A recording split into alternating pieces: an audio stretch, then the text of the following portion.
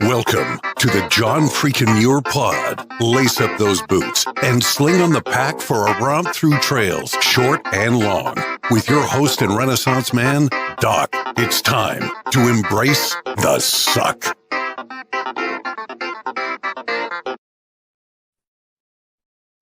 Welcome back to another week on the trail, dirtbags and hiker trash. I'm Doc, and this is the John Freakin' Muir Pod. Let's start off with a reminder. If you are enjoying the podcast, take just a minute, help us out, leave us a review on Apple Podcasts. And if you're not enjoying the pod, well, just go ahead and keep that to yourself.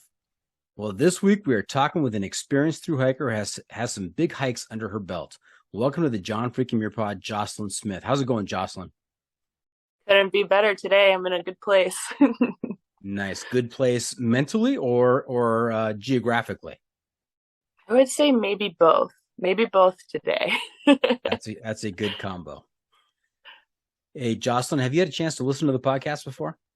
I definitely have. I spent the last 2 days kind of moseying through some of them and listening here or there to different things I found interesting.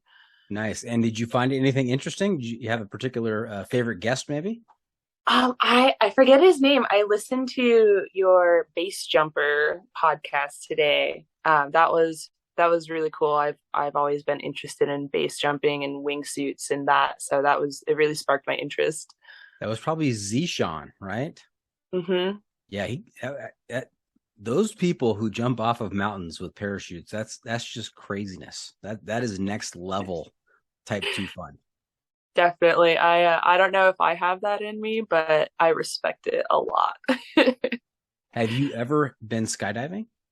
I did. When I turned 18, total rebel child moment. I was like, screw you, parents. I'm going skydiving. I'm out of here. I'm going in a plane. Goodbye. And ever since then, the adrenaline has never quite hit me the same way. Yeah, it seems like you'd always be looking for a fix. I mean, you get started down that rabbit hole and watch out. It's pretty dangerous. I would say that amusement parks aren't as fun anymore after jumping out of a plane.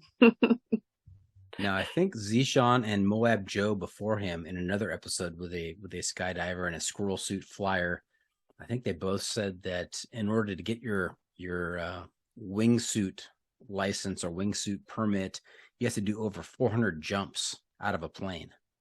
Oof, that's 399 more than I have under my belt. Okay, all right. So if you go that route, you've got some work out in front of you. A lot of work to do for sure. Okay. So we primarily go by trail names on the podcast. So Doc doesn't appear on my paycheck or my driver's license, but that's what we go by here. Have you picked up a trail name in your experience on the trails? You know, I got a really special trail name, I would say. There's a lot of people that question me when I tell them, but my trail name is Ballsack. Ballsack. Not B-A-L-Z-A-C like the author / philosopher. This is B-A-L-L-S-A-C-K. Ballsack, like the nuts, is usually what follows. Like the nuts. Yeah. You know what? I always say this. I'm always on the lookout for a good episode title.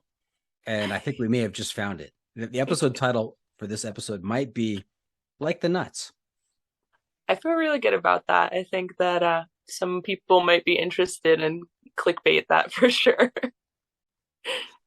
Now, as good as the trail names get, it's always better when we hear the story behind the trail name. How did you acquire Ballsack? So I wish it was a better story, but on the backstory goes, I was a dance teacher for 6 years prior to hiking the Appalachian Trail. And in our classes, we would use these massage balls that were like double balls in a sock, like 2 tennis balls tied together in a sock. And they're very versatile. So on the Appalachian Trail, I carried a foam double ball attached to the bottom of my pack. And eventually one day we were sitting around the fire. I think this is literally day 3. And I'm like rolling out my feet. I'm going up against a tree, like Papa Bear style, rolling out with this ball. And some guy is like, I want to touch your balls. And then it turned into this whole like phenomenon of all these people being like, I want to touch your balls. Can I use your balls? Like, let me get in there with those balls. And I'm like, I'm literally going to end up with a dumb name like Ballsack if you guys keep saying that. And they're like, yeah, you are. And now you are Ballsack. I'm like, no, no, no, no. Like, that's not happening. I can't accept that. And yeah, here we are 2 years later, crushing the name Ballsack. And I even got new balls for my hike this year. So it felt really appropriate. Ballsack. What a great conversation starter to have the two balls hanging off your pack like that. I mean, I'm reminded of those big, raised up trucks with the balls hanging off the back and the trailer hitch. Yeah, my backpack had truck nuts. Essentially, I have it right here if you want to see a visual. Truck nuts. Yeah. That's also a valid candidate for the title of this episode. Truck nuts. Wow. Okay. Yeah, something special for sure. All right. Now, since you've listened to a few episodes, you know that we have a segment towards the end of the episode called the Pro Tip Insight of the Week. And that's where I will turn to you, Ballsack, and I will ask you to share some trail wisdom with our listeners to make their next outdoor experience even better. So don't be surprised when we get there. Channeling right now. Okay. Now, of course, you are expected to drop trail wisdom throughout the episode, but you will be on the hook for the official pro tip at the end. Excellent. I'll be keeping that in mind and putting something together that's really good. Okay. Looking forward to it. The Must Bring Gear Review. All right. Hey, another feature we've been doing this season is the Must Bring Gear Review, sponsored by the ultralight backpacking gear company 6 Moon Designs. And here's how it works. If you were to let a stranger pack your bag with pretty much generic gear for a multi-day hike, what is the one specific piece of gear you would insist on being packed? And if you've got a particular brand for that specific piece of gear, even better. So, Ballsack, what is your must-bring piece of gear? I'm going to go with something very basic and traditional, maybe an underrated piece of equipment, and that is called the Toke's Long Spoon. Oh. Yep. And there's a reason behind that. I've had multiple spoon fatalities on the trail, I would say. And bringing a spoon is really important, it turns out, when you need to eat ramen noodles and, things out of a crushed chip bag. That long spoon gets right in there, really gets the bottom of it. And more than once have I lost said spoon and had to find other resources. Yeah, I think a rookie mistake is bringing too short of an eating utensil, whether it be a spork or a fork or something, and your knuckles just consistently get, foody. Nobody wants that. Nobody should be licking their fingers out on the trail. And honestly, I believe in something called the Fork Cartel. And if you're a spork or a fork user, it doesn't work out there. So you got to be careful about those people. What is the Fork Cartel? I thought you'd never ask. The Fork Cartel is a group of people who use forks to eat watermelon, fruits, donuts, all sorts of things, when in reality, the the appropriate thing to be using for those items is a spoon. You eat your donuts with a spoon? Absolutely. Then you don't lose the sprinkles. It's so important. Wow, what? We've got a segment coming up in just a second called the hiking poll. That might be a new question in the hiking poll. What I'm do you glad eat your to donuts add with? some. What Yeah. piece of silverware do you eat your donuts with? And anything other than your fingers is almost sociopathic. Yeah, it does. It does say a lot about a person, how they eat their donuts. It's a pretty important thing to me, honestly. All right, favorite donut. This is not part of the Ooh. hiking poll. This is pre-hiking poll. I want to establish a baseline for you. What is your favorite donut?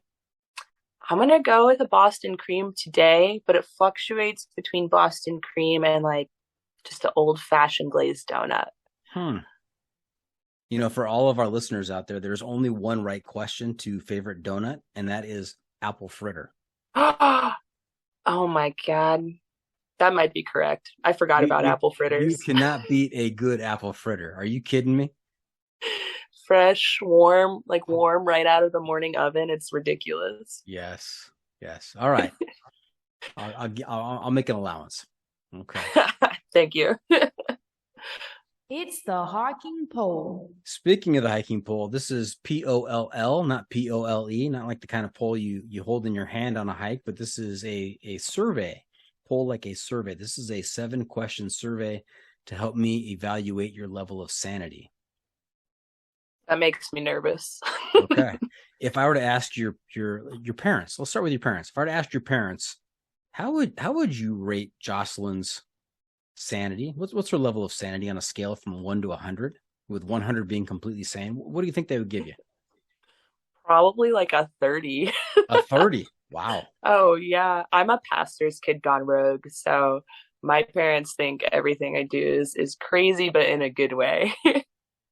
I love it. Pastor's kid gone rogue. You will have the best stories, I'm sure. Stories, maybe experiences that were less than ideal, but for sure, it's been a journey. Did you happen to listen to the Runaway Missionary episode with Wesley Tills? No, but I'm going to now. Oh, what a story. I will just give you a little preview. And for any of you listeners out there who have not listened to that episode, here's a little taste, and you need to tune in and listen because it is a fascinating story. Wesley Tills was on his mission, and he was in Northern California, and he was not feeling it. He was searching for answers. He was wondering why he didn't feel connected to his mission, his purpose. And so he went to the church, and he decided to pray on it and look for answers. And he was there for a couple of days, and his eyes settled on this map that was on the wall inside the church. And it was a map of California. And on that map of California was this line, this zigzagging line going north to south. And he looked at it a little more closely, and it was the PCT. And so Wow. God spoke to him through that map. And he decided right then and there that missionary work was not for him, and he was going to hike the PCT. And Wow. so he packed up his stuff, and he was getting ready to leave the next day. And he heard through the, I don't know, missionary grapevine that the church had found out about this, and they were sending out an extraction team to bring him in and talk to him and convince him to stay. And he heard this, and he threw all his stuff together, and he skedaddled in the middle of the night and never looked back. And the legend of the runaway missionary in the Mormon community has only grown over the years. So you really need to tune into that episode and listen to what actually happened versus what the rumors are of what happened with him. It's an extraordinary story. I would love to listen to that. That sounds right up my alley. I'm a big promoter of people finding other means of spirituality outside of the church. So sounds like he got what he was looking for. Absolutely. All right. Are you ready for this 7-question poll? I've never been more ready. Let's bring it on. Okay. We're going to start off with some easy questions. All Number right. one. Not sweating or anything. Not number one.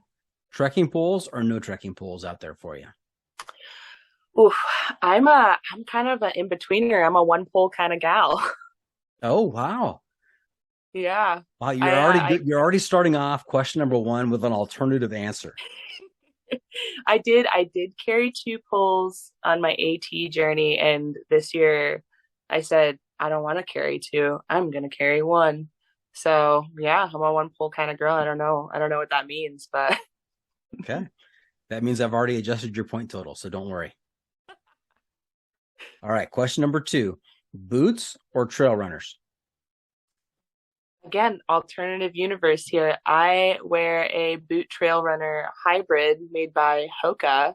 They do the Speed Goat mids. So they have the ankle support that a lot of people look for in a boot, but they're considered trail runners. I think I've seen those recently, the Speed Goats. How do you like them? Love them. They provided many miles of joy and wonder for me. Pain-free, blister-free. That's the important part. I mean, so many people think that they have to, it's hiking. And I think novices think that if they're hiking, they need to wear boots. That's what they've heard about. That's what they know about. They're going to wear boots. And if you're going on an extended hike, sometimes boots will lead to some foot issues. 100%. They just, leather boots, the big thick boots, they get wet, and then, maybe you get trench foot or have tons of issues. And Nobody wants that out there. Yeah. Ballsack, can you explain to us what trench foot is? I don't know too much about it besides that it's basically when your foot gets oversaturated with water, it doesn't have time to dry, and then when it does dry, it cracks your feet. It's kind of gross. It's like basically a fungus, I believe, that takes over your feet. I met a girl last year with trench foot, and she showed me her feet, and it was one of the most disgusting things I've ever seen in my life. They smelled real rank. I always look for good side paths down these trails to explore other issues. Do you know where trench foot originated from? I feel like I should know, and you're gonna tell me, and I'm gonna know as soon as you say, but I can't think of it off the top of my head. World War One. In World War One, in the European offensive, in on the front there, they had trenches. They had these trenches where the men lived in to fight the battle, so they keep a low profile. And those trenches would fill up with water when it rained. And so for days, for weeks on end, their feet would be immersed in water, and they would get exactly what you described, trench foot. And if you had trench foot long enough and it got bad enough, big chunks of your skin and flesh would just slough off. And that was a major problem. Doesn't sound so great. I'm really glad I never experienced that. Yes, keep your feet dry. Absolutely. It's no problem out on the PCT. Very dry out there, it turns out. These days, yes. All right, question number 3. Your preferred shelter system. Do you do tent, tarp, hammock, bivvy, or are you a cowboy camper? I'm a big tent girl, personally, but I also love to cowboy camp. So if I'm up on a ridge line, I'm somewhere above the trees or on a cliff and there's stars coming out, you betcha I am taking out my pad and throwing it right on the ground. But sometimes I think my tent's a security space and I like to go crawl into it. Nobody bothers me at the end of the day, and it's bug free, which is pretty nice. Pretty nice to have a bug free situation. But I kind of fluctuate between the two, I would say, pretty equally. Okay. That's a solid answer. No points off. Getting nervous still. All right. What preferred sleeping system? Sleeping bag or quilt? I have done both. So on the AT, I had a sleeping bag, and I'm claustrophobic. So it turned out that I didn't really love not being able to freak out in the middle of the night and have my legs out of my sleeping pad. So I tried a quilt this year. And once I figured out how to use it properly, which took some time, it was really, really beneficial. It could be a blanket, it can be a sleeping bag, it can be thrown to the side in the middle of the night instead of having to crawl out of it if you got to go pee or something. I think overall the quilts are a more efficient system if you can get over the mini draft that happens sometimes, which people always complain about. Yeah, I have an experience to share where I was at Thousand Island Lake, and it was in late September. Very cold, and for the extreme thru hikers out there, this is probably not an issue. But for me, just normal average Joe kind of guy out there hiking, it was pretty damn cold. And so I was in 6 layers of clothes because I was pushing the envelope there of trying to be ultralight in a cold situation, and it just wasn't the right approach. So I wore everything I had. I had 6 layers of clothes on, and I had a tarp and a tent. I'm sorry, a tarp and a quilt. And, you kind of get situated and you're down for the night. And then half hour later, you're like, oh, I gotta go to the bathroom. And so, getting out of there and getting out of the getting down to business, and then your 6 layers of clothing. I mean, it's just a pain. You're like, you just get comfortable and you're like, oh no. It's so the I think worst. the quilt helps in that situation. Are you I'm gonna pee in the vestibule kind of guy? Because I'm not gonna lie, I have peed in my vestibule before, and I hear that it's pretty common out on the trail for people to be peeing in their vestibules. Wow, that's the first time I've had somebody admit that on the show. So congratulations there, Ballsack. You really got to bring light to the reality of the trail sometimes. That's right. It's Instagram versus reality, right? Exactly. Nobody That's ever posts on exactly it. Instagram having to pee in your vestibule.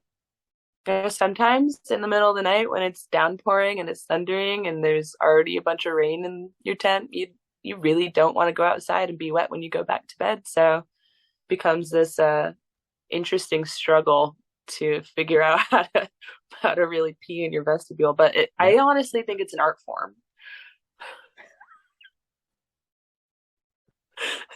There's real skill involved there. I mean, I think you could probably even make the argument that you're marking your territory and that, it's a, bear prevention skill as well. I have heard a rumor that some people pee a circle around their tent to prevent the bears from coming, but I don't have that skill set because that involves a lot of different activities for me. You have to be well hydrated to pee around your tent. Yeah, unless you're like a teeny tiny super person, which I'm not. Yeah, I had to make the executive decision, game time decision, when I was in the middle of a storm at Tyndall Frog Ponds, just south of Forester Pass. Okay, and they had like the storm of the century come through, and it was just coming down for hours and hours and hours, thunder and lightning, the whole deal. And of course, at that time, my body says, "Hey, I gotta pee." And so suffice it to say that I didn't drink out of that water bottle again the rest of the trip. Ooh, that's a skill set in its own. I know a couple people who have mastered the Ziploc pee, which I'm still working on that personally. The Ziploc pee, nice. All right, hey, back to the poll. Question number 4, very important question. This could make or break the hiking poll right here for you, so don't be nervous. Uh-oh. When it comes to food, are you stove, cold soak, or stoveless? I'm a stove girl. I believe in traditional style hiking. I want hot ramen noodles. I like a cup of tea before I go to bed or a hot chocolate. But I did make a really dumb mistake on the Appalachian Trail of getting rid of my stove in Vermont and New Hampshire for some god awful reason. And it was the worst thing I ever did. I ate so many honey buns, I thought I was going to die. Have you tried cold soaking? Kind of. I would say I'm more veered into the like no soaking anything at all terrain. Like couscous in a Ziploc, but that was about it for the cold soaking game for me. Yeah, I had Erin Mayhew on the podcast a couple seasons ago. She's with I think she's Backcountry Foodie, and she gave me the premier membership, and she gave me all kinds of recipes, and she swore by cold soaking. She had me sold on it. I was ready to go to bat on cold soaking. And last summer I gave it a real shot.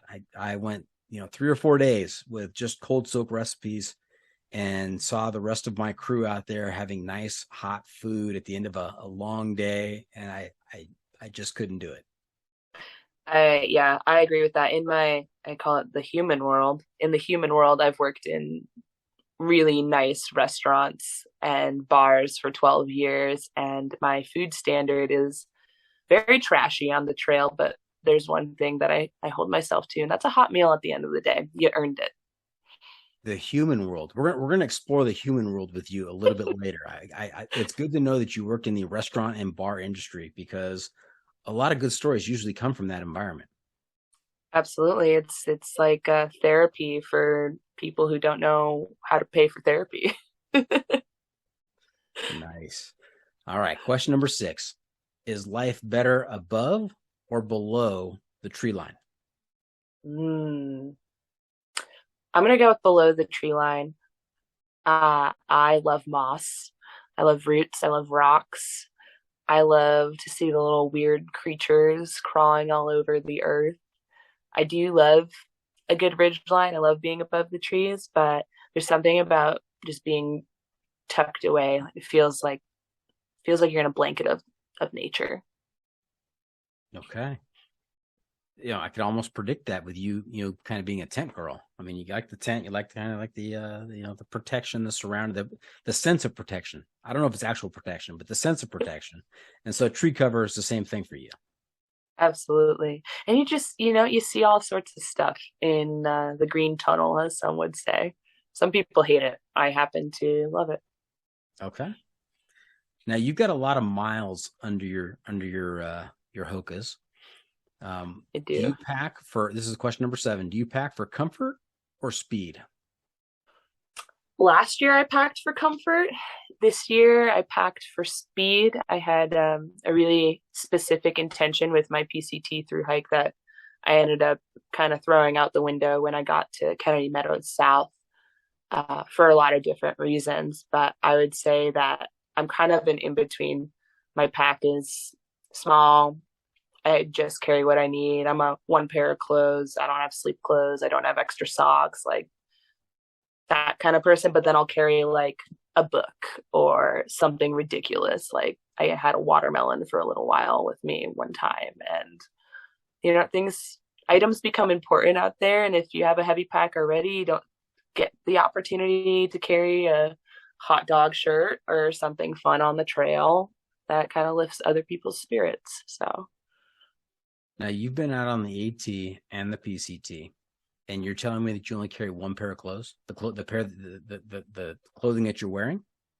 Basically, on the AT, I had like a sleep outfit and stuff because it was much colder and you're wet all the time. But on the PCT, I had hiking shorts, hiking shirt, sports bra, and then I had a pair of wind pants, and that was my system. Besides a warm layer. I didn't have like a change of clothes. I don't believe in underwear as a concept. So I just kind of, went town to town. My shorts got destroyed, absolutely destroyed. I did have to replace them, which was unfortunate, but I don't know. Less is more. If you don't believe in underwear and your shorts get destroyed, that could be a dicey situation. It can be. Thank God for gear tape and duct tape and Leuko tape and Sharpies, all sorts of exciting things. All right. Hey, let me do some quick math here to add up your score. Oof. I'm going to carry the 3. I'm going to divide by pi. Going to multiply by root 5. There's a secret formula here. I believe it. We're going to adjust for the atmospheric pressure available at the top of Mount Whitney. And I come up with a score of 55. I need to tell you that there's an automatic 20-point deduction for anybody who's completed a long trail, because that's, you're already starting off on the crazy side there. That feels pretty good. That's like 25 more points than I gave myself for my parents. So I feel like I'm winning. Nice. Now, what was your pack weight on the AT and the PCT? I think on the AT, when I started, I was kind of in a budget gear mode because I had never been on a backpacking trip before.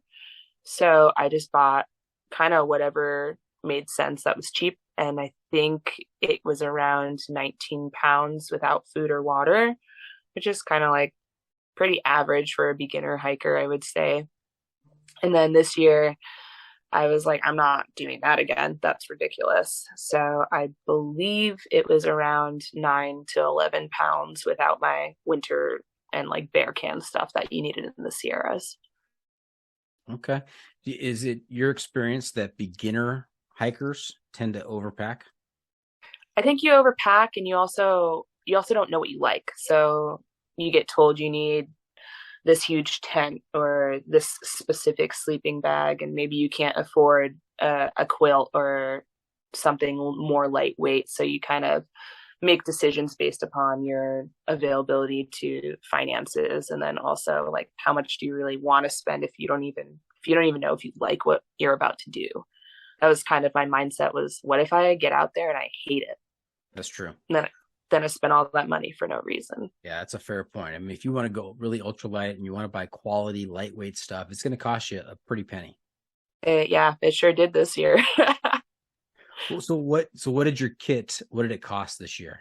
What you took out there? I don't know the total. I refused to think about that, but I replaced my big 3. So I replaced my backpack, my sleep system, and then also my tent. So that alone, I would say, was around $2,000 just to replace those items, which was not super exciting. And in retrospect, it's like if you could complete a long trail with the gear you had, why are you buying new gear if you already did that? But I wanted to feel cool or whatever with new stuff. Hey, Ballsack, are you familiar with a similar trail name, Ginger Balls? Have you heard of Ginger I Balls? am not. I heard you talk about ginger balls on your one of your podcasts, and then I also am friends with Wow, and he's talked a lot about Uncle Nutsack. So That's there's a right. few There's a lot of not references related out there. names. Yeah, a few Yeah. not related names out there. Ginger Balls is a great case study when we're talking about pack weight, because he was U.S. Navy, and he was in there he was a lifer, and he retired. I think he retired as a lieutenant commander, and he had gotten into his mind about 10 years before his retirement this idea of doing the AT. And so he retired, and he said he was going to do it. So he got rid of all of his belongings and streamlined and got ready for the AT. He showed up to Springer Mountain with a pack it had 3 of everything, because he was Navy. He was prepared. If the first thing went bad, he had a second and a third to replace it just in case. I mean, he was not going to be without whatever he needed. So his pack was huge. It was like, I don't know, 50, 60 pounds. Ugh. And he shows up to Springer Mountain, and he runs on the first day, he runs into Scrapbook, who is 21 years old. And unbeknownst to Ginger Balls, the AT is his third American long trail. So he's going for his Triple Crown. So he's got some experience. And this is the funniest image that I have, because Scrapbook, knowing what he does, knowing what he knows, and from his experience, he's carrying a pack that, all in probably weighs 13 pounds. And so if you can imagine this image of the two of them meeting at Springer, the trail to Springer, and they're looking at each other, and they're both thinking about the other person. Oh, no way. This guy is not going to make it. Yeah. I mean, how hilarious. And they have become fast friends. They did most of the AT together, and they've done other hikes together, and they've both been guests on the podcast. And it's really interesting to hear their perspective. And Ginger Balls quickly learned that Scrapbook had it right. I mean, that's the way to do it. You don't need 3 of everything. No, it's funny you say that. I actually on the AT like 2 or 3, wherever Gooch Gap shelter is, not too far into the trail, there is a man there that arrived, and he was in the Navy or military of some sort, and he had 2 backpacks. He had one literally on the front and on the back, and we were all joking. We're like, we're gonna call you 2-pack, and he's like, you can't do that. We're like, you like literally, the rapper? like the rapper, yeah. And we're like, dude, you literally have a cast iron attached to the back, like a little egg cast iron. And he ended up making it. He did get rid of one of his packs, but he finally, over the course of some miles, accepted the name 2-pack because it was absolutely ridiculous. What a great trail name. It has no reference to nuts or balls, but I mean, what a great trail name. Well, we'll let him have that one. Yeah. All right. Hey, Ballsack, before we get too far down the trail, let's back up a little bit. We would love to hear your background, where you grew up. Did you play sports and hobbies in high school or as a youth? And how did you get involved in the thru hiking cult? Because let's face it, any group that convinces you to live in the dirt for weeks and months on end has to be a cult. No judgment. I'm just calling it like it is. Okay, so I'm born and raised in Connecticut. I don't like to tell people that because I don't love Connecticut. So what's not to love about Connecticut? It's just not for me. There's no mountains there. And Okay. I was such an outdoorsy kid and just always kind of seeking more. So I ended up moving to Vermont about 13 years ago. So it feels like home. It's where I grew up as an adult, is up in Vermont in Burlington. Mm-hmm. So that's kind of where home is for me. I played volleyball, track, cross country in high school, always running around in the woods, romping around, taught dance classes for 6 years up in Burlington, as well as just peak bagging every mountain I could in Vermont before really realizing that there was these trail systems, And then how I got into the thru hiking culture is just a strange kind of annoying long story, but it started way back when I was like 5 years old. My grandfather would take my family up to Baxter State Park in Maine, and we would be walking around and we'd see these white blazes on these trees. And me being this young child, I'm like, what the heck is that? Why is somebody painting on the trees? And I found out that it was a trail system that went from Georgia to Maine. And you're 5, so you don't really understand what that means. But as I grew older and we continued to visit these different places in Maine and Vermont where my family was, extended family, I would beg to go on a hike. And I think when I was 14, we were up in Vermont near Rutland, near Clarendon Gorge. And I told my parents, like, I want to go on a hike while we're here. And they're just like, okay, like, we'll take you on this hike. So we went on a 9-mile day hike, me, my sister, my mom, and my dad. And I think all of them were miserable except for me. I felt like I was in heaven. So I got addicted to this idea of hiking the Appalachian Trail for a really long time, but it never made sense. I'm like, how am I going to live in the woods for 6 months? That makes no sense. So it just kind of lived in my brain. And eventually I met this wonderful human named Spam Cake in Burlington, Vermont. She had hiked the Long Trail and she was a friend of mine, and she was going out to hike the PCT, I believe in 2019. I could be wrong about that, but it was inspiring to me. And I'm like, well, she quit her job and went across the country and is hiking this thing. So what is it that's holding me back? And during COVID, I lost my job. I lost my dance teaching job. My apartment lease was ending. And all of a sudden there was this like, moment. And I was like, I'm going on the AT. Screw this. I don't want to do whatever's going on with COVID. So I started researching and really diving in and decided that that's what I was going to do. So fell in love with it instantly. It all came together. Sure did. I always think it's fascinating to hear the story when people, long trail hikers first became aware of a trail that goes 2,000 plus miles, whether it's the AT or if it goes from Mexico to Canada, like the CDT or the PCT, and how that kind of burrows into their brain and just kind of festers for a while. And, they keep coming back to it. And I think it's also important that they subsequently have an experience with someone who is going to do it or who has done it. And it kind of that proof of concept, that efficacy comes through, and they say, you know what, if they can do it, I can do it. And those pieces come together, and next thing you know, they're out on the trail.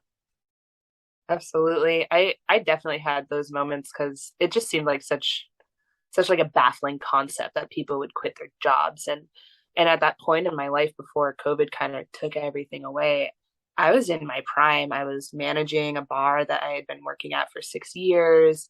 I was at the height of my dance career, and I had this beautiful apartment, this beautiful dance studio inside my apartment. And then all of a sudden, I kind of realized that none of that meant anything to me. And I had spent my whole life working to be in that space. And I was like, I don't care about this. I want to live out of a backpack. Like, screw it. Hey, Ballsack, we have some more candidates for the episode title. We've got The Human World. We've got I Love Moss. And we've got I Was in My Prime. I love all of those. That's hilarious. Nice. I think I say a lot of things that I don't realize are kind of ridiculous. Oh, I love it. I love it. This is great. This is great. So before we go to break, please share with us how you currently pay the bills. How do you finance your adventures? Currently, I am still a career bartender. I've been doing that my whole life. So got into the industry when I was underage at 17 and started bartending in Massachusetts when I was there. And I realized how lucrative it was. And I never wanted to go to college. My only goal was the AT at that point. So got into the bartending world. It was great. And then teaching dance on the side. I am trying to extend currently right now in my life. I'm trying to extend my skill set and finances into other things. So I would like to be writing more, writing for companies, writing for gear reviews, blogs, or whatever. It's kind of a side passion of mine that I'm trying to get into. And then yeah, see where it goes. But for right now, I'm just your good old bar wench. Bar wench. You and Scrapbook seem like kindred spirits because as the rest of his classmates at his high school were thinking about post graduation trips and college and that kind of stuff, final exams. His senior year, he was mapping out how he was going to hike the PCT, and he actually got his mom to drop him off at the Mexican border by himself at the age of 18 to hike the PCT. That's incredible. My parents would not have let that happen, but they did let me jump out of a plane. So I guess I'll take my chances with either.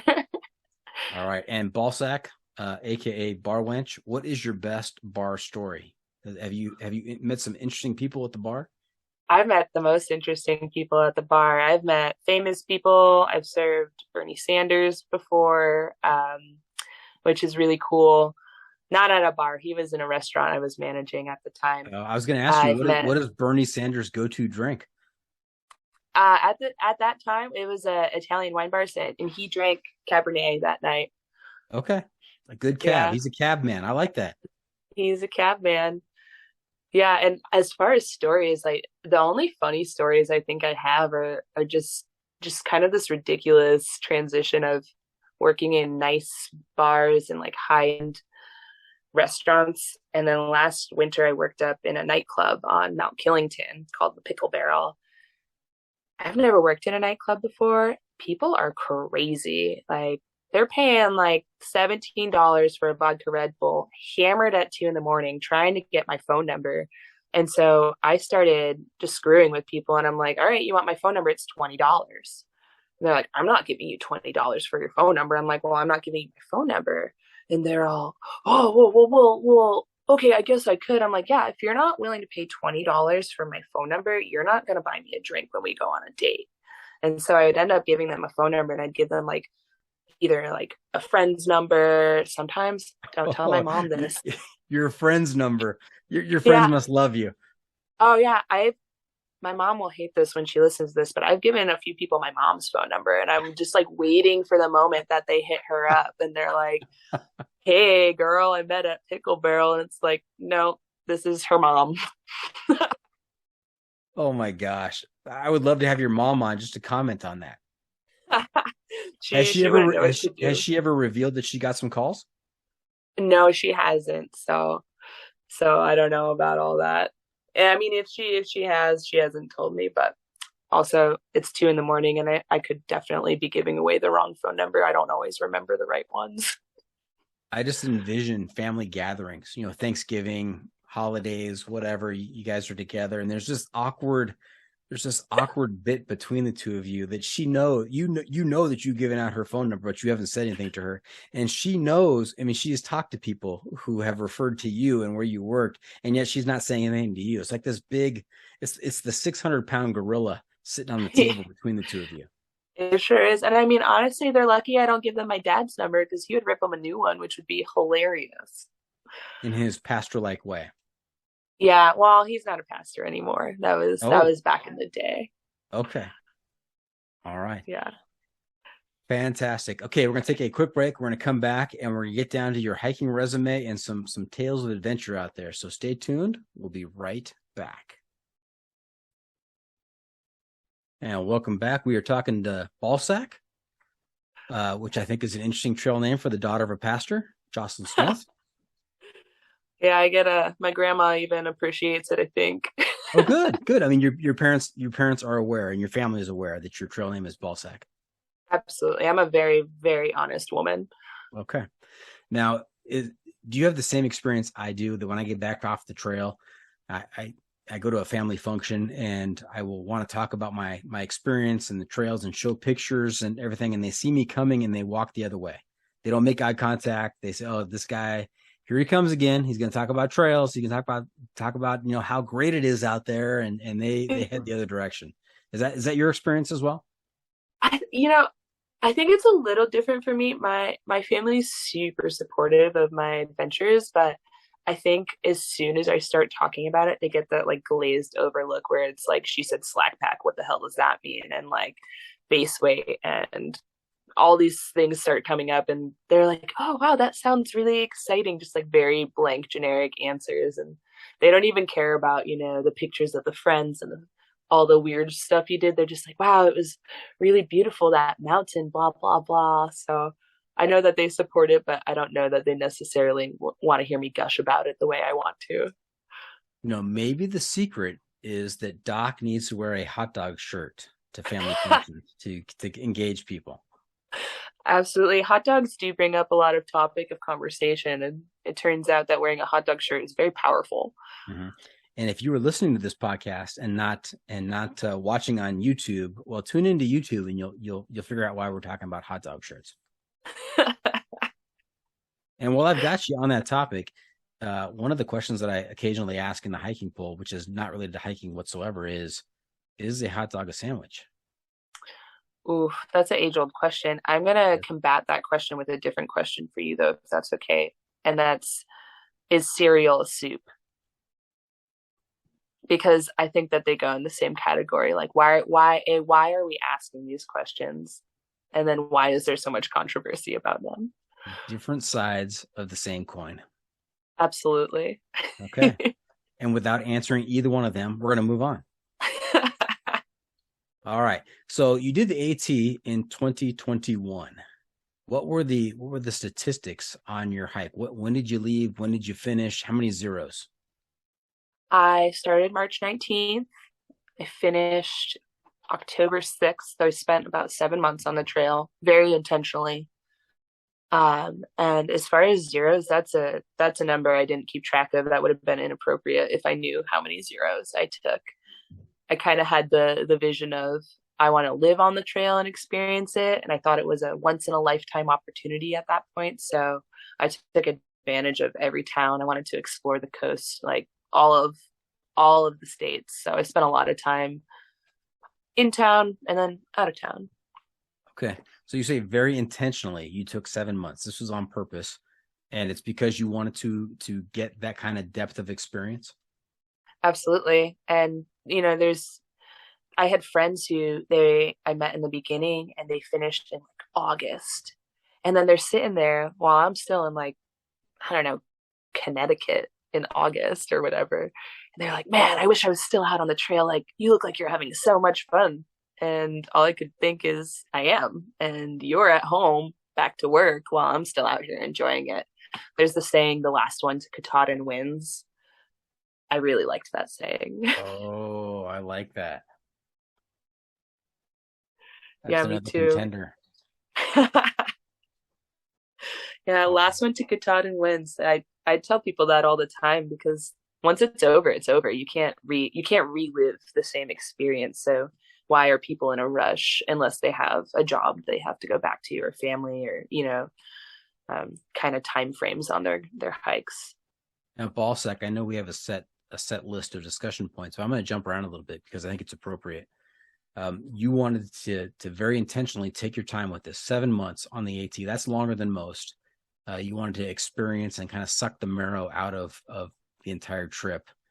The last one to Katahdin wins. I think that sums it up. Yeah.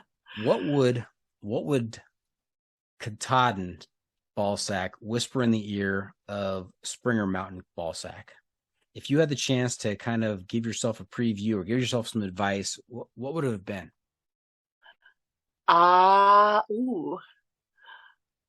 That's a really good question. I think Katahdin Ballsack would have told Springer Ballsack to maybe not take so much alone time. I spent a lot of time alone in New York, New Jersey, and Connecticut, and I got really sad. I got really sad in those states. But I had this vision of this solo adventure. Like, I want to be remote in the woods and alone and experiencing and suffering in a good way by myself to challenge myself. And I think that those states were really challenging for me, even though the terrain was easy because I was alone. So I think Katahdin Ballsack would have told Springer Ballsack, like, you don't need to be alone out there if you don't want to. Okay. I'm going to take you through a low and a high, at least I think a low and a high. Describe the emotions as you are approaching Katahdin. I mean, here you are, you've been on the trail for 7 months. I know from my experience, the planning and looking forward to, that is a big part of the adventure. And then as the adventure is winding down, what kinds of thoughts and emotions are going through you? I feel like I had a really special hike up Katahdin. Not to say that everyone's isn't special, but I had a friend, a really, really good friend of mine, Lemon, who we spent about 12 or 1300 miles together. And she and I have a really special bond. And I remember getting to the first rebar ladder on Mount Katahdin and thinking, if Lemon gets here, she's not going to want to keep going if she's alone. And I was in this space of, Lemon, I know we hike together like every day, all day, but like this is my chance to like have this mountain moment. It's me versus Mama Kay. I got to go up the mountain by myself. And I got to that ladder and something in my gut told me I needed to stop and wait for her. So we had this call where we would caw at each other. And I'm sitting there waiting for maybe like 20 or 30 minutes. And I throw out a caw and I just hear her, Ballsack, is that you?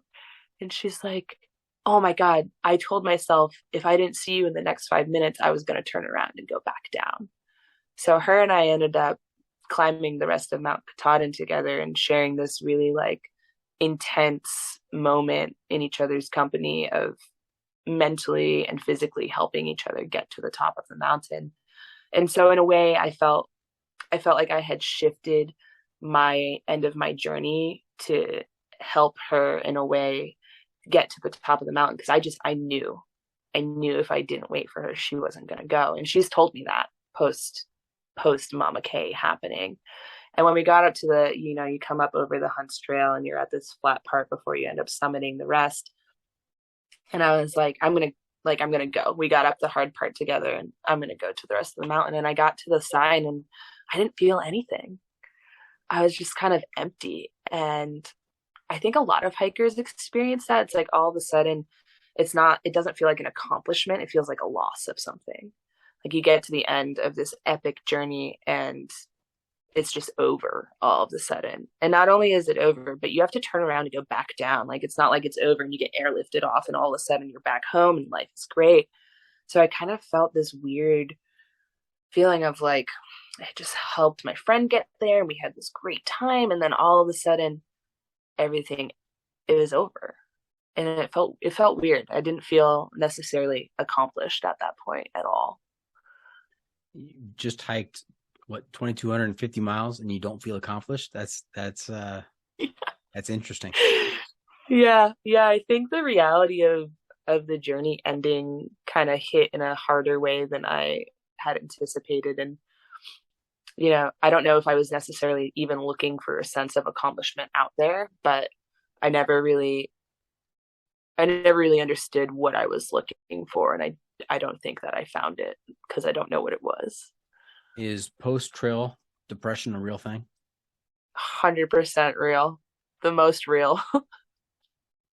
And how did you cope? How did you reintegrate? I had a really hard time. I had a very, very hard time coming home after the AT. Prior to going out there, I had kind of lost everything I had worked for in my life.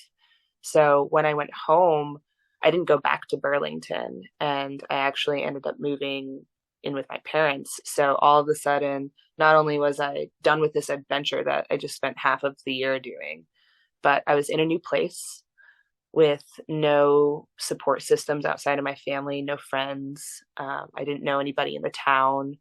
And I felt very, very isolated. And I think that was a big mistake of mine, was moving back somewhere that wasn't where home technically was for me.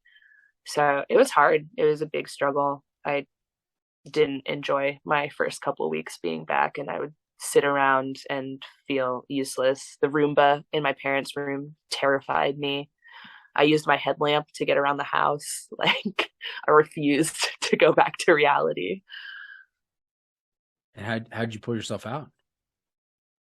I mean, over time, you kind of have to, your choices in not only like post-trail depression, but regular depression are, if you're not working towards being better and working towards helping yourself, it's never going to change. So you're the only one in charge of your feelings and how you think and how you process things. And if you just shut down, it's never gonna change. So I spent a lot of time writing, reaching out to other hikers, just making sure like I wasn't absolutely insane. And when I found out other people were struggling with these feelings of like uselessness and lack of excitement and lack of motivation, it kind of made me feel a lot more normal than I was feeling at that time.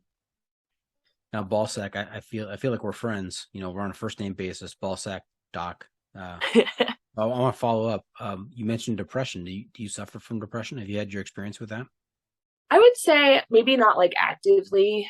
It comes and goes for me, but I had a long period in my life, specifically in my early and late teenage years, where depression was really, really intense for me.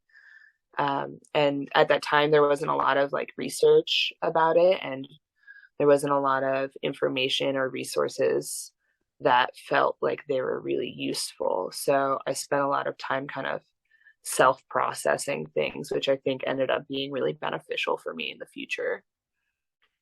Yeah, I don't pretend to know anything or everything or whatever, but I know that the human condition is a tough one, and we all process it a little bit differently, and we struggle at times. Do you think your experience out on the trail and out in nature had a beneficial impact on that part of you? I definitely think so. Something that happens when you're out on the trail is you kind of realize that all these things that maybe, I don't like to say run away, because a lot of people think you're running away from something when you're going on a long distance trail for whatever reason. That is something that a lot of people ask. But I feel like I just learned that the things that happen in regular life are no different than on the trail. You can't escape your own problems in your own circles and your own habits. So when you're out on the trail, it's just you and your walking path. It really isolates the things that you struggle with, and it turns into this space of you versus yourself. And at that point, you can really start diagnosing and looking inwards of like, okay, why do I feel this way about this? And where is that actually coming from? And there's no distractions and there's no white noise that's kind of telling you otherwise. Yeah, I think in everyday society, average life, what would you call it? The human world? The human world. There are a lot of distractions, and you don't spend a lot of time taking a deep look at yourself. Out on the trail, I mean, it's a very simplified way of living. I mean, you're doing the same thing every day, right? You're breaking camp, you're walking, you're eating, you're setting up camp, you're sleeping, and then you're doing the same thing day after day. And it allows for some introspection and to figure some stuff out. And we've talked to a lot of people on this podcast who were out there figuring stuff out and just getting away from the distraction and taking a close look at themselves. Absolutely. That's one of the greatest spaces that can be made for that. Okay. Well, let's spiral back up. And what is a highlight from the AT before we move on to the PCT? What is a favorite moment or memory from the AT? Yeah, I was thinking about this today when I was thinking about us talking about this, and the first thing that came to mind was the first time I cowboy camped. We had hiked into the NOC on the AT, and we decided we were going to hike out, not really realizing that the climb out of the NOC absolutely sucks and it's horrible. And the shelter, I think there's a shelter like 8 or 9 miles out, and we were not trying to do that at all. Like, we had beers at the NOC, we ate so much food, and we had a friend, one of our hiking partners had a friend visiting, so we didn't want to absolutely kill him. And one of the sweet, like, older man that had been hiking around us told us about the spot, and he's like, yeah, there's this rock outcropping on the right, there's a water source, and there's like some tent sites. And we're like, yeah, cool. He's like, it's about 4 miles out. We're like, perfect. So we all decide that we're going to cowboy camp that night, and we get there, and there's this beautiful rock cave thing happening. And I have night terrors on the trail. That's like something that happens to me. I don't know what it is. So we decide to cowboy camp. There's 6 of us, and we're all lined up like ducks. Like everybody's right next to each other, like squishy sardine style. And I feel something walk across us in the middle of the night. And I remember slapping Lemon, and I'm like, Lemon, a deer just ran across us, right? And she like looks up, she's like, yeah, Ballsack, that was a deer. And we go back to bed, and it's like not a big deal or whatever. And I go back to bed, and I have this horrible dream about this green, scary woman coming out of the rocks, and she's in charge of the mountain lions. And she's telling all the mountain lions to come get us. And all I know is that I woke up in the middle of the night and started telling everybody that the mountain lions were flanking from the left. And I woke everybody up to tell them that. And in the morning, it was just this ridiculous conversation of like, was there really a deer? Were there actually mountain lions? And everybody just kept picking on me for the rest of the trail. Like, oh, they're flanking from the left. So that's one of my favorite memories, because after that, I was not only addicted and terrified of cowboy camping, but I just can't get the image of this like green woman out of my head ever. So other than green, what did she look like?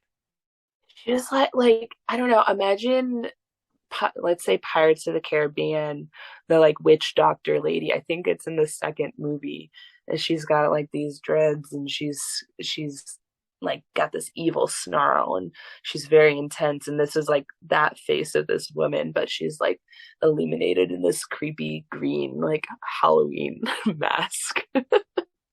Man, hiking with Ballsack, that's next level. I mean, there's some excitement in store if you go hiking with Ballsack. For sure. You never know what I'm gonna do in the middle of the night, that's for sure. All right, so the following year, 2022, you finished the AT in 2021, and you decided to do what? I decided it made so much sense to just like keep hiking. So I applied for a PCT permit thinking, okay, if I get a permit, I'll go. And I'll go to wherever. I'll use one computer, because some people set up like 8 computer screens trying to get a PCT permit. I'm like, that sounds like a lot of work. I'm going to set up one. And if I get it, it's meant to be. I'm supposed to go. And I was like in the portal, got the permit application within 20 minutes. And I just thought, I'm like, all right, sweet. That was the easiest thing that ever happened. So yeah, committed to the PCT in late November, like not even a month after I got off the trail. Now you're a seasoned thru hiker at this point. I mean, you've got 2,200 miles plus under your belt. Do you know what you're getting into with the PCT? How did it go? I had no idea. I did absolutely zero research. I spent so much time obsessing about the Appalachian Trail. I watched all the YouTube videos and everything. And when I got out to some of the spots, it was anticlimactic because I had like seen it 18 times in some YouTube. So I had this anti-research opinion on the PCT. I'm like, I want it all to be a surprise. I had never seen the mountains in California, never been to the states of Oregon and Washington. So it felt like this epic journey that was this huge mystery. And of course, like I did research certain things like the Sierras and, what kind of things I would need as far as gear, ice axes, blah, blah, blah, all that kind of stuff. But outside of that, I really just kind of showed up at the Mexico-California border down in Campo and was like, all right, here we go, doing this PCT thing. And did it go as expected? Absolutely not. It was not anything I expected. So prior to going out there, I had created this goal in my mind that I wanted to do a speed hike. I wanted to do an 100-day thru hike of the Pacific Crest Trail. So now, wait a second, Ballsack. This is a huge departure from your previous philosophy. I mean, you were very intentionally taking 7 months to do the AT. Now you're going to do 100 days on the PCT? Yeah, I really got it in my mind that I wanted to have intention behind my hike, and on the AT, my intention was to take my time. And on this journey, I was like, how far can I push my limits? How many miles can I do in one day? How far can my body take me at this high capacity, like elevated exercise every day? And so I went out there with that in mind, which means basically you have to hike a marathon a day minimum if you want to do a 100-day through hike with very, very little zeros. And I started the trail that way. I did a 20-mile a day my first day. I did 22 miles the second day. I ramped it up slowly to 26 plus miles for the first like 650 miles up to Kennedy Meadows South. I was cruising, I would say. And it sucked. It absolutely sucked. And then when I got to Kennedy Meadows, why did it suck? For me, it was this lack of enjoying it. I didn't remember anything. I didn't remember the days anymore. Like everything kind of blurred into this kind of weird space of, all right, like I'm doing the speed hike, but I'm not meeting the same people 2 times in a row. I don't have a huge like trail family or connection to the people on the trail because I'm just like blasting through it. And so many people said to me, they're like, oh, it's nice to meet you, but like we're never going to see you again if this is your goal. And that, like, hearing that, it was just kind of like, ugh, I didn't like that image. So I started telling people, I'm like, oh, well, you never know where you're going to see a Ballsack. And that surprised a lot of people when they did. Ain't that the truth? Yeah. A lot of people say that just in general, Right. you know? So yeah, I got to Kennedy Meadows South, and my friend Skippy, who was also on a tear with me, she was like, let's do this crazy hiking crap that you're doing. Where I'm like, sweet, someone else wants to do that. This is great. But she had to go home for graduation for 10 days. And I was making this decision of, do I want to go into the Sierra mountain range by myself, or do I wait for Skippy? So I decided and convinced many other people around me that we needed to take a 0 week in Kennedy Meadows South, which actually ended up turning into 14 days of zeroing in Kennedy Meadows South. So I'd like to think that I was the queen of the Zeeks on the PCT, because I took actually many more Zeeks following that after I threw my intentions kind of out the window. So it was not going to be 100 days. Absolutely not. It could have been, but it was never meant to be. And did you finish the PCT? I did not finish the PCT. I had a lot of side questing and a lot of adventures. And when I got into Washington, I got about 100 miles up to Trout Lake. And we had gone Sobo back from Trout Lake back to Cascade Locks for trail days. And I had been denying this in my mind, but I was having a lot of feet issues. And I was telling myself, well, it's your shoes. You need new shoes. So I would get new shoes. And then I was like, well, the shoes it's not the shoes. It's something else. And I'm like, well, you did roll your ankle the other day. And I'm like, oh, it's fine. And I was totally in denial of the fact that I was battling an injury. And I actually, one day I was hiking with my friend Shredder, and I heard a pop in my foot. And I thought to myself, that's new. And that night it swelled up. It was black and blue. And I'm like, all right, that's really new. And it terrified me. And I didn't really want to tell anyone. And I kind of like said to Shredder, I'm like, yeah, my foot feels kind of weird. And I went from like doing 30 plus miles a day to struggling to do 15. And all of a sudden I'm realizing going into trail days, like coming to this reality of, I don't know if I can hike anymore. So I ended up, I don't like to use the word quit, because I don't feel like I quit the trail. I feel like I paused my through. Pausing the trail. That's right. Yeah. I paused it with 400 miles left. Okay. And do you have plans to go back and resume that? Not right now. I think that I got a lot out of the PCT, but I don't have this like innate feeling that I need to like go back immediately next year and finish it. Now, in the moment, how difficult was that? Because I know that once you publish something, once you speak it out into existence, you tell the world that, hey, I'm going to do the PCT. Yeah. There's a lot of, I think it's it's your own mental pressure. I mean, I think the majority of people don't care whether or not you finish it, but I think in our minds, once you've said you're going to do something, I think you have this pressure on yourself to do it.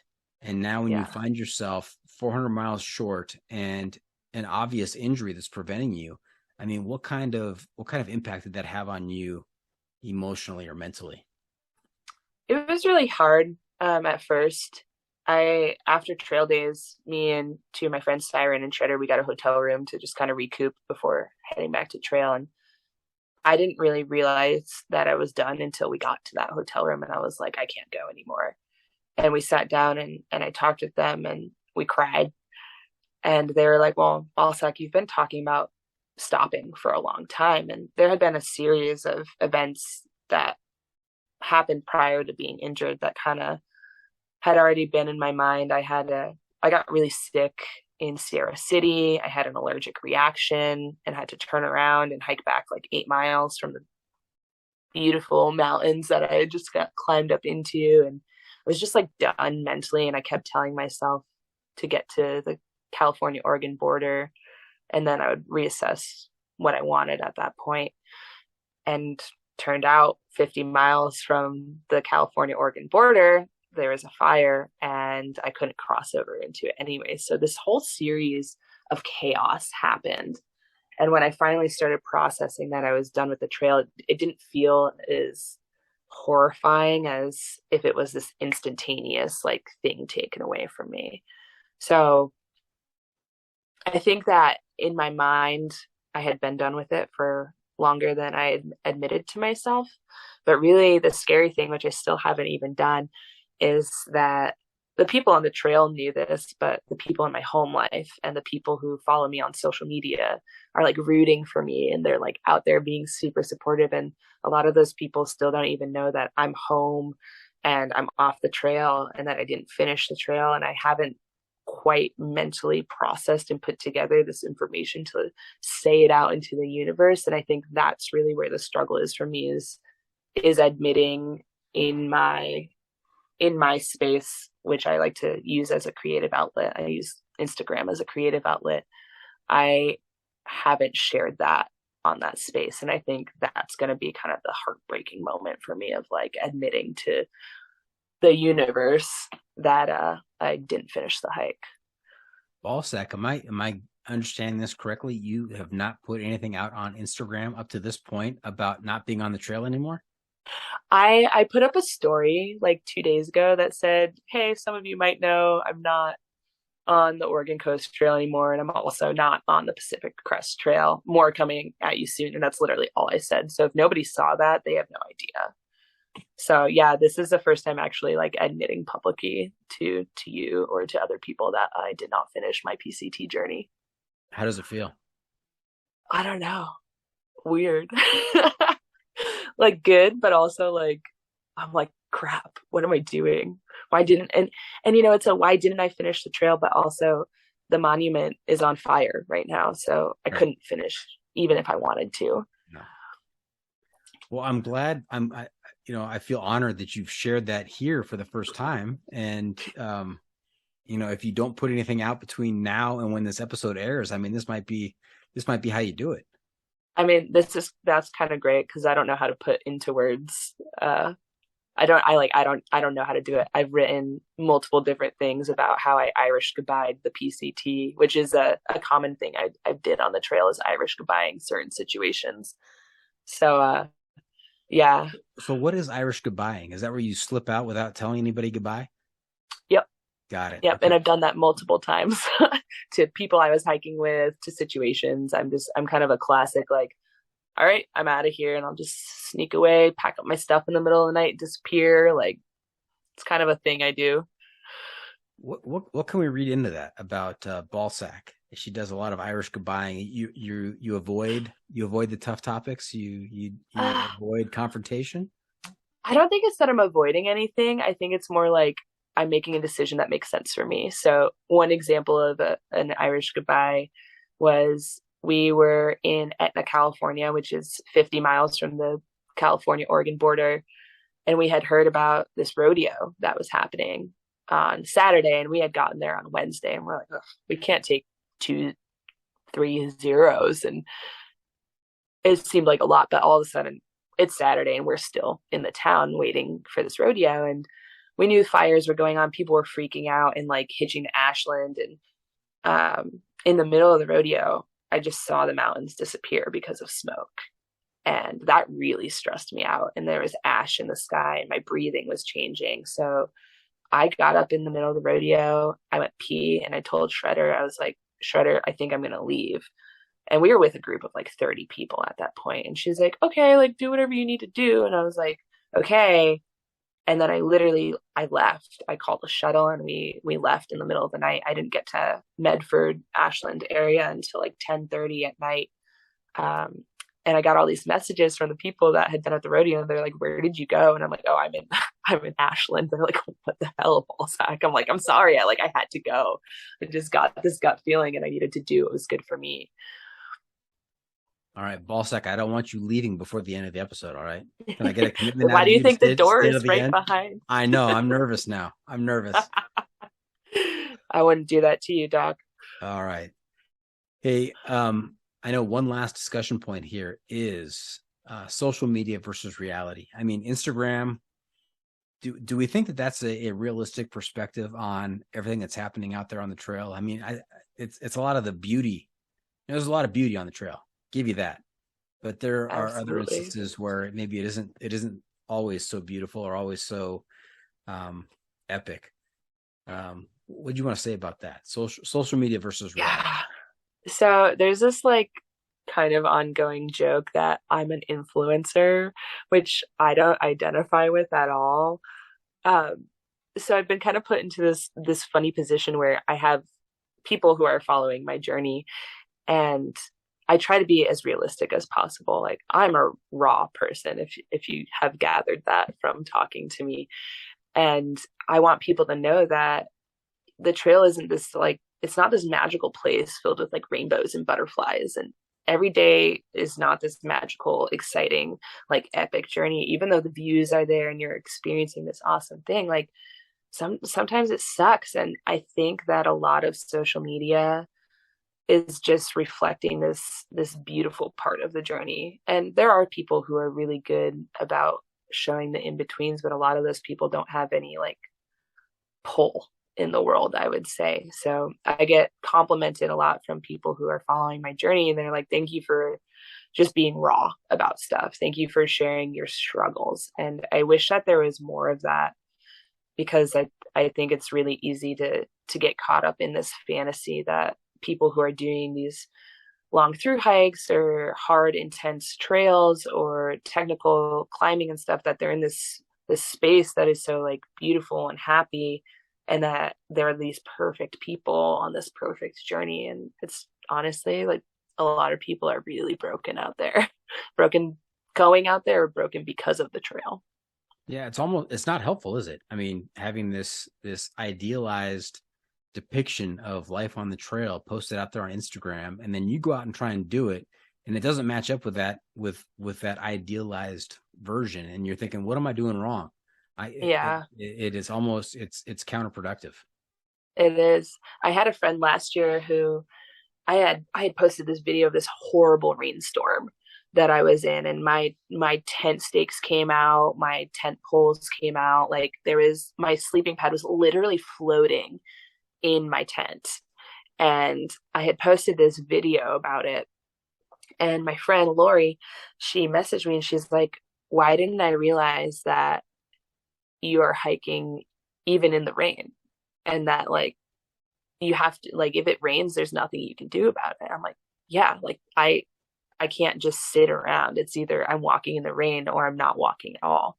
And that was a big kind of like mental switch for me about social media. Like a lot of people really just think and see it as this magical journey. And like you're saying, it puts this wrong perspective in, somebody somebody who's just getting into the backpacking world might be like, wow, this is the most exciting thing ever, and not realize that the universe is ultimately going to poop on you, and it's going to Yeah, I used to say that it is, being out there in the backcountry, it is moments of beauty interspersed by hours of just suckiness occasionally. Absolutely. Yeah. Absolutely. I think too, like the PCT is so different from the AT in that way, where you're surrounded by something beautiful every day and you don't really have to work very hard for it. Like you wake up and you're somewhere beautiful on the PCT, and the AT is, surrounded by this green tunnel. But it made it a really different and an interesting journey out on the PCT, because the suffering that you do go through is really different. It's, the heat, the fires, the lack of water, and you see all these epic views and you think, I want to do that. And then you realize, I don't want to carry what is 40 miles worth of water? What does that mean? And it just messes with you. Yeah. All right. Hey, what's next for Ballsack? What's the next adventure? Ooh, currently my next adventure is to save some money. And then I think I'm collecting myself up to move somewhere new, get out of Vermont. Okay. We thinking south? We thinking west? We thinking southwest? I'm going west. I got to go west. Yeah, I have my heart set on Utah right now. Oh, wow. Yeah. You talk about a playland for adventure, outdoor adventure. I mean, Utah doesn't get much better than that. Absolutely. The PCT taught me that maybe I don't need to be doing huge long distance trails, but I'd rather do smaller technical hikes. So I think Utah will really cater towards that for me in the next couple of years. If you want a technical hike, I'm going to point you in the direction of the Hayduke. Oh, yeah, maybe one day. Listen to the episode with Ginger Balls and the Hayduke Trail. Crazy. I will. Craziness. Yeah, I have a lot of respect for people who hike that trail. It's a beast. Yes. Hey, Ballsack, you know where we are? It's that time. I have to tell you something epic. That's right. The pro tip insight of the week. It's the pro tip insight of the week. That's right, half calf. It's my daughter there with the transitions. It's your turn to share some trail wisdom with our listeners to make their next outdoor experience even better. What do you have for us? I'm going to share the biggest wisdom I learned this year. And that's that instead of maybe, if your goal is to go out on a long distance trail and you're not sure if you want to finish it or how far you'll get, to look at the trail as a highway. And by saying a highway, I mean a highway for adventure. So that path is there. It's going to be there. And you have the option to either continue on that path, just like you do if you're driving across country and you're, taking one route all the way. But there's all these side adventures that I think that people ignore. And I just, as someone who really loves a 0 week or my days in town, I really encourage people to kind of look outside of just the trail itself, because when you open yourself up to all these other things, that's when some of the real magic on the trail happens. Or a 0 fortnight. Yeah. 14 days. Yeah, yikes for me. Nice. That's great. I love that. The trail as a highway, all kinds of exits, on ramps, off ramps. That's great. Exactly. Okay. So there you have it. That's it. This episode is just about in the books. Hope our listeners enjoyed our time with Ballsack. I just have fun saying that. I want to thank her for joining us this week. Ballsack, how can our listeners keep up with you on social media, and where can they find updates on your latest adventures? The best way to keep up with me is through Instagram. My handle is Body by Ballsack, all lowercase. And I'm working on updating it to get up to point with me quitting the trail and letting go of that. And then I'll start posting some of my winter adventures, which will be really exciting up in Vermont. Now, wait a second. Body by Ballsack. What is this other account? Did I stumble upon the wrong account about the wild Jocelyn? Oh, that's like, I don't have my actual name on my Instagram. So where most people have like their Instagram handle and then their name below, my name is Adventures of a Wild Jocelyn. Okay. All right. But it is Body by Ballsack. Yep. That's the actual handle. Okay. All right. Remember to check out the pod on social media as well. We're on Facebook, YouTube, Instagram, Twitter, and TikTok. No TikTok, Ballsack? I'm not a TikToker. I barely know how to use my phone. All right. And if you have comments or clips you want to share, you can send it to me at johnfreakymuir@gmail.com. The Adventure Media Recommendation. All right, Ballsack. I'm also looking to you to share a recommendation for a book, a movie, documentary, something that's going to help keep our listeners connected to outdoor adventure. We're calling this our Adventure Media Recommendation. What do you have for us? I actually have it right here because I'm really excited about this. I went to college for a semester and we had to read this book called The Element by Ken Robinson. And this book changed my life. It's literally about all these crazy famous people who found their way. And it's all basically it's just about how you find your tribe of people. So Is that Sir Ken Robinson?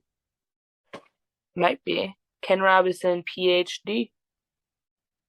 He's done a couple of TED Talks, and I was very saddened to hear that he passed away just in the last couple of years. Really? Yeah, I didn't know that. If you watch his TED Talks, he's a very engaging person the one that really sticks out to me, he talks about education and he talks about schools and how, when he was a kid, they wanted to put him in special ed, or they wanted to categorize him, and they didn't realize what his talent was. And it's all about finding your talent, finding your passion. So I think from the way you described it, I think it's the same guy. Yeah, that sounds like it. Because this book, it's basically helping people find where they fit in the world, and that was something that really helped me at the time that I read it. And I've read it 8,000 times. It's falling apart. You can tell. I love this book. Nice. The Element by Ken Robinson. Check it out. Absolutely. What have we not asked you? Okay, before we wrap things up, just one more segment for you called What Have I Not Asked You That You're Dying to Tell Us About? What did we miss tonight? There's one story that I'd love to share. During my strange speed hiking intentions, I ended up doing a 50-mile day to get to McDonald's. And that was a really funny day. We had had an intention of doing a 30-mile day, our first 30 ever. And we ended up going to a hot spring, and then we went and got pizza somewhere. And somewhere in this weird sense of time, we decided that it made sense to overnight hike to the Cajon Pass McDonald's, which would have been a 50-mile day. And motivated by Big Macs, we made it 50 miles in one day. That was my biggest day on the trail, and probably one of the funniest things because we ended up zeroing in the McDonald's parking lot. Nice. There's a lot of different motivations out there. I think one of the most powerful motivations has got to be a Big Mac. Absolutely. Cheeseburgers changed my life, man.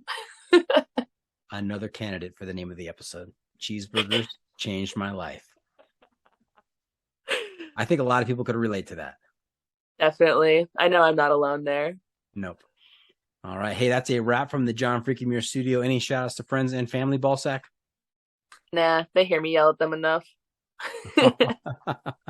All right. Hey, thank you for tuning in. Always remember, the trail is the trail. It doesn't care if you want to go downhill. It doesn't care if it's almost dark and you're looking for a campsite. It doesn't even care if you gave your mom's number out to a rando in the Pickle Bar earlier. The trail is the trail. Embrace the suck.